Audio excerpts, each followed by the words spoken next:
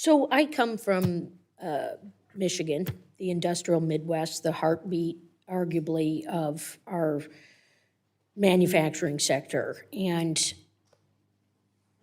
we have been dealing with the China consideration and the coercion consideration since before the Great Recession really woke a lot of people up. The illegal dumping, the currency manipulation, the challenges to our automotive industry.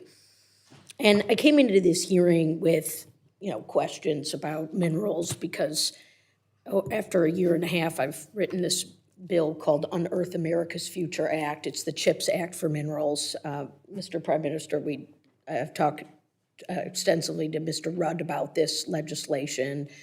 Ambassador Emanuel, I'd also love to talk to you about this. It is entirely comprehensive, and it is a framework for how we can compete in the 21st century, the mid-21st century mark. I mean, we can and love to go back into history and look at this, but yes, we need to look the present in the face and the future that we're heading towards. What does this world look like in 2050, and who is leading the industrial rules-based order?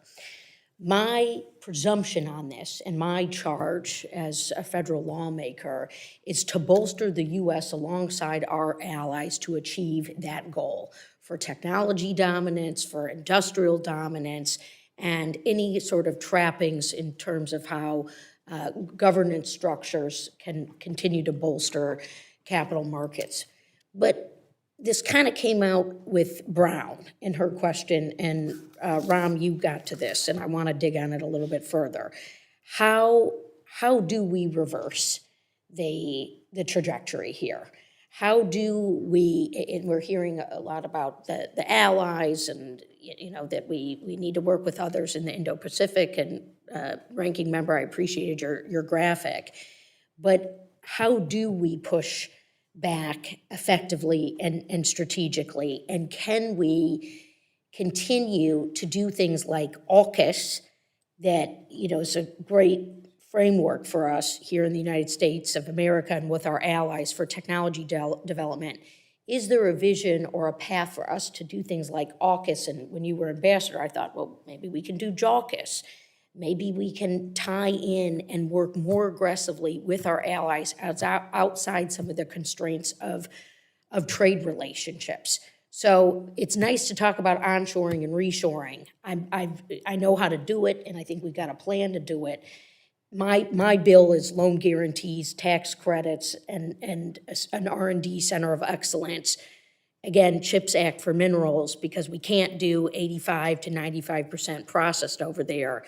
But can we just dig a little bit further while we're all still in the room and hearing all your fascinating responses about how we achieve this goal about 2050? And Mr. Prime Minister, if you'd like to start, that'd be great too. Well, thank you, and thank you for the question. I'd start by saying a strong America is critical for that. I mean, allies and partners, yes, absolutely, and I think we've been saying that all morning, and as the questioners as well.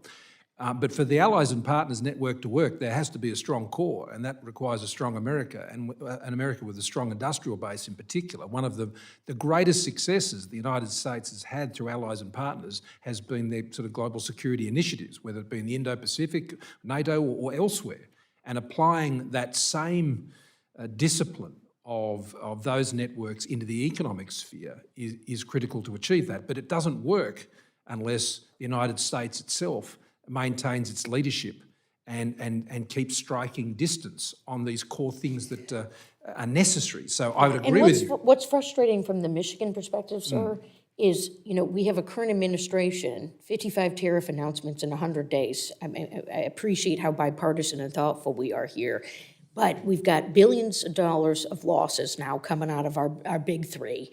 We have the second fastest growing unemployment in the nation in Michigan.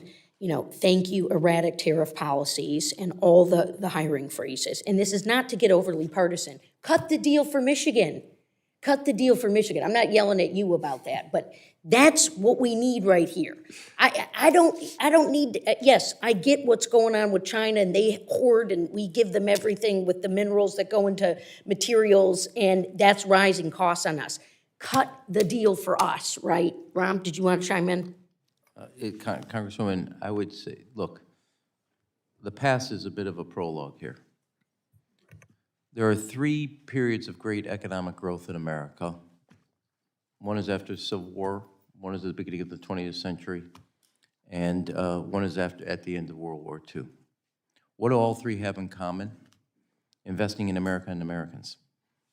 Take education, land-grant colleges under Abraham Lincoln, universal high school education at the beginning of the 20th century, and the GI Bill, where education plank educated and trained a generation of Americans.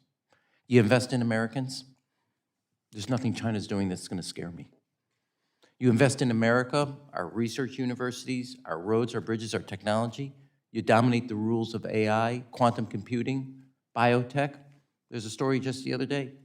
Our major pharmaceutical companies are now becoming more and more dependent on China's biotech sector. That used to be our play.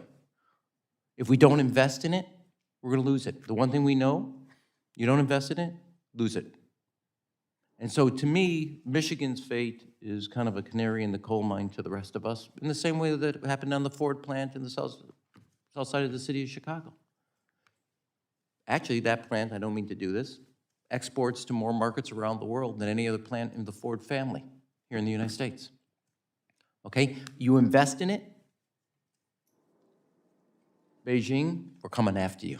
There's nothing America can't do if you invest in both the American people and the American economy. The fundamentals of the public sector are in the rule of law, our research universities and our R&D capacity, and our ability to take risk, and the capabilities of both the brains and the brawns that make up this country. And I want to emphasize what the Prime Minister said. You can have all the coalition, and I'm for it, but there's only one quarterback.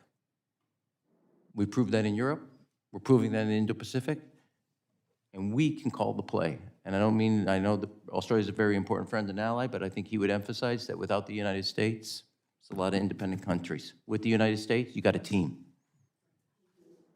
I yield back, Mr. Chair. Thank you so much.